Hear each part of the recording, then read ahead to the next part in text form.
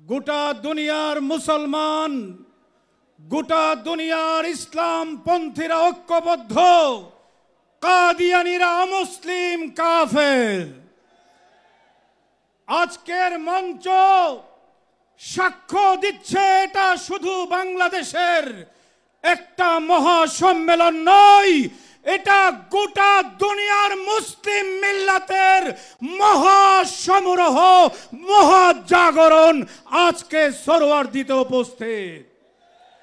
এই মহাসম্মেলন থেকে পরিষ্কার বলতে চাই, কাদিয়ানীরা মুসলিম পরিচয়ে বাংলাদেশে থাকতে পারবে না।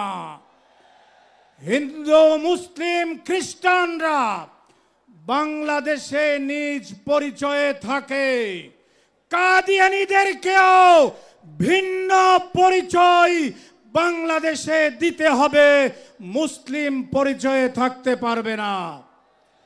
কাদিয়ানীরা আমাদের দেশ থেকে মুসলিম পরিচয় নিয়ে কাবা শরীফে যায়, তারা কাবা শরীফের পবিত্র অঙ্গনকেও নাপাক করে।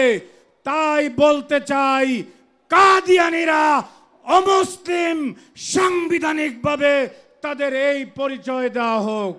তাদের মসজিদগুলো, তাদের উপাসনাগারগুলো মসজিদ নামে চলতে পারবে না। শেষ কথা বলি, নেতৃবৃন্দের প্রতি আহ্বান, কর্মসূচি দেন। নবী প্রেমিকরা তৈরি আছে, যতদিন পর্যন্ত কাদিয়ানীরা কাফের না হবে আমরা রাজপথে আছি, রাজপথে থাকবো, রাজপথেই ফয়সালা হবে ইনশাআল্লাহ।